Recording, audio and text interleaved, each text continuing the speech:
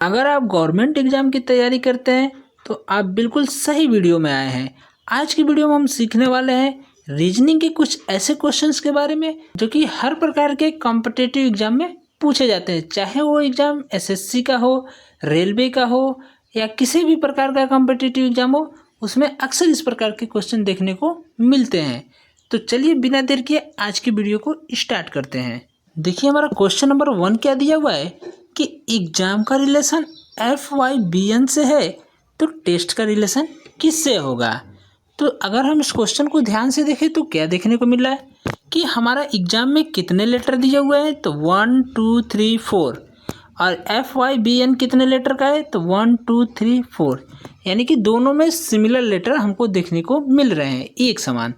तो अब हम यहाँ पे क्या करेंगे, अगर हम यहाँ पे एक चीज़ और देखते हैं तो ई के बाद से हमारा पहला लेटर एग्जाम का ई है, तो FYBN में हमारा पहला लेटर F है, दूसरा क्या है X है, तो दूसरे में हमारा दूसरा क्या है Y है, फिर हमारा A है तो दूसरे वाले में B है, फिर हमारा M है तो दूसरे वाले में क्या है हमारा, तो N है। तो हम यहाँ पे क्या देख रहे हैं, अगर हम अल्फ़ाबेट में देखें तो A के बाद से B आता है, ए के बाद बी, बी के बाद से सी आता है।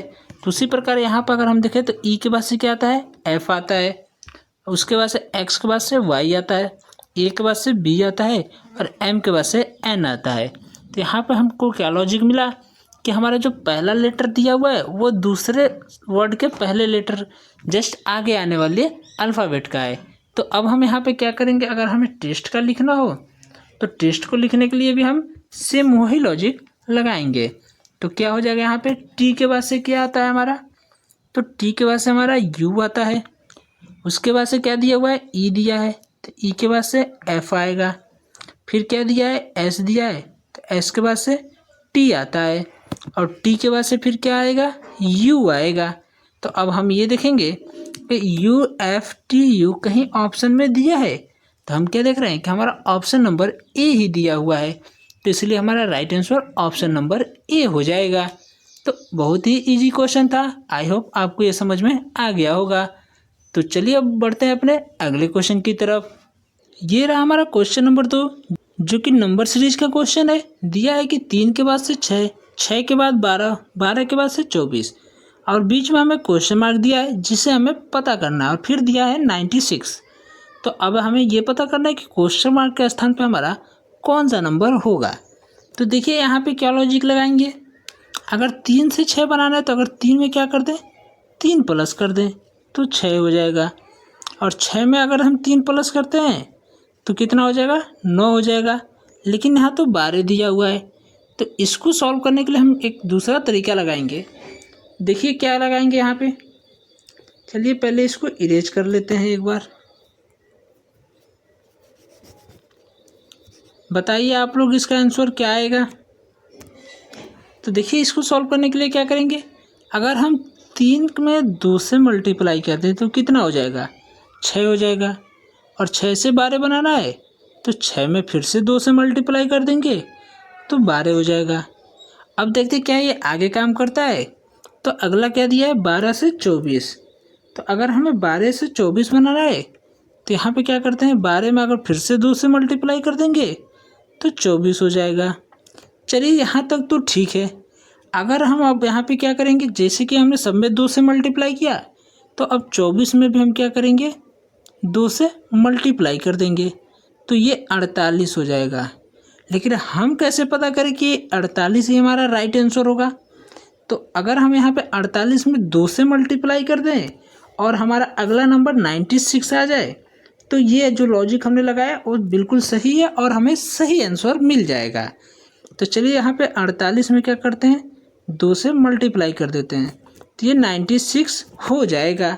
यानी कि हमें जो 48 मिला है वो हमें राइट आंसर मिला हुआ है, और हमारा ऑप्शन में कौन सा ऑप्शन दिया हुआ है, तो ऑप्शन नंबर बी दिया है, इसलिए राइट आंसर हमारा ऑप्शन नंबर बी हो जाएगा। चलिए अब बढ़ते हैं अपने अगले क्वेश्चन की तरफ। तो ये रहा हमारा क्वेश्चन नंबर 3, फटाफट इसको सॉल्व करके बताइए, बहुत ही इजी क्वेश्चन है। क्या दिया है कि जिस प्रकार इसने पेन को राइट लिखा है उसी प्रकार हम नाइफ को क्या लिखेंगे। तो सिंपल सा क्वेश्चन है, सबको पता है हम पेन से क्या करते हैं, लिखते हैं। पेन से क्या करते हैं, लिखते हैं। तो उसी प्रकार हम क्या करेंगे, नाइफ मतलब चाकू, तो चाकू से क्या करेंगे, कुछ ना कुछ तो काटेंगे ही, सब्जी काटेंगे, फल काटेंगे, या फिर कोई भी चीज़ अगर हमें काटना हो तो हम क्या करेंगे, चाकू का इस्तेमाल करेंगे। तो हमारा पेन का मतलब राइट हो गया, तो नाइफ का मतलब कट हो गया, यानी कि काटना हो गया। तो ऑप्शन नंबर डी राइट हो जाएगा। ये तो बहुत ही सिंपल क्वेश्चन था। चलिए बढ़ते हैं अपने अगले क्वेश्चन की तरफ। तो ये रहा हमारा क्वेश्चन नंबर 4।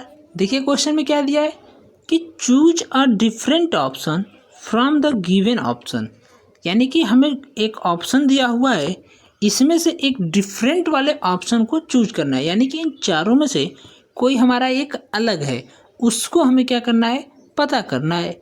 तो देखिए क्या क्या दिया हुआ है, हमारा पहला एप्पल दिया है, दूसरा मैंगो दिया है, तीसरा बनाना दिया है और चौथा कैरेट दिया है। तो एप्पल क्या होता है, एप्पल क्या है, फ्रूट है या मैंगो क्या है, फ्रूट है, बनाना क्या है, फ्रूट है। लेकिन हम यहाँ पे जो अगला देख रहे हैं ये तो कैरेट दिया हुआ है। तो कैरेट मतलब क्या होता है, गाजर होता है। तो क्या गाजर हमारा फल होता है? तो आप कहेंगे नहीं, गाजर तो फल होता ही नहीं है, गाजर सब्जी में आता है, वेजिटेबल होता है। तो अब हम यहाँ पे क्या करेंगे, देख रहे हैं कि एप्पल, मैंगो, बनाना ये फ्रूट कैटेगरी क्या है, और जो हमारा चौथा ऑप्शन गाजर दिया है वो हमारा वेजिटेबल कैटेगरी क्या है। तो गाजर हमारा क्या हो गया, इन तीनों से अलग हो गया। तो हमारा राइट आंसर क्या हो जाएगा, गाजर हो जाएगा। ऑप्शन नंबर डी को हम ट्रिक करेंगे। आपको एग्जाम में यहाँ पे ऑप्शन दिया हुआ होगा 1 2 3 और 4 करके, ऐसे ऑप्शन दिया रहेगा और सबका नाम यहाँ पे दिया रहेगा। एप्पल दिया रहेगा, मैंगो दिया रहेगा, बनाना दिया रहेगा और कैरेट। तो उसमें से आपको ऑप्शन नंबर डी टिक कर दीजिएगा क्वेश्चन के हिसाब से। तो आई होप आपको समझ में आ गया होगा। तो अब चलिए बढ़ते हैं अपने अगले क्वेश्चन की तरफ। तो ये रहा हमारा क्वेश्चन नंबर 5, जो कि इस वीडियो का लास्ट क्वेश्चन होने वाला है। ये भी क्वेश्चन नंबर 1 के जैसा ही है, बिल्कुल उसी के जैसा सिमिलर है। तो आप अगर थोड़ा सा कोशिश करेंगे तो इस क्वेश्चन को भी आसानी से सॉल्व कर सकते हैं। देखिए क्या दिया है क्वेश्चन में कि ए के बाद सी, सी के बाद ई और ई के बाद से जी। तो हमसे पूछ रहा है कि अगला हमारा अल्फ़ाबेट कौन सा होगा। तो अगर हम यहाँ पे अल्फ़ाबेट की सीरीज को लिखते हैं तो पहले ए आता है, फिर बी आता है, फिर सी, डी, ई, फिर एफ, फिर जी, एच, आई, जे, ऐसे हमारा अल्फ़ाबेट चलता है। तो हम यहाँ पे क्या देख रहे हैं कि ए के बाद से सी दिया हुआ है। तो अगर हमें ए से सी तक जाना हो, चलिए हम यहाँ से ए से सी तक पहुँच गए। तो हम क्या देख रहे हैं, बीच में कितने अल्फ़ाबेट छूट रहे हैं हमारा, तो हमारा एक अल्फ़ाबेट यहाँ पे छूट जा रहा है। फिर हम क्वेश्चन को देखते हैं कि सी से ई दिया हुआ है। तो अब हम यहाँ पे सी से अगर ई तक जाते हैं तो फिर बीच में हमारा कितने अल्फ़ाबेट छूट रहे हैं, तो हमारा फिर से एक अल्फ़ाबेट छूट रहा है।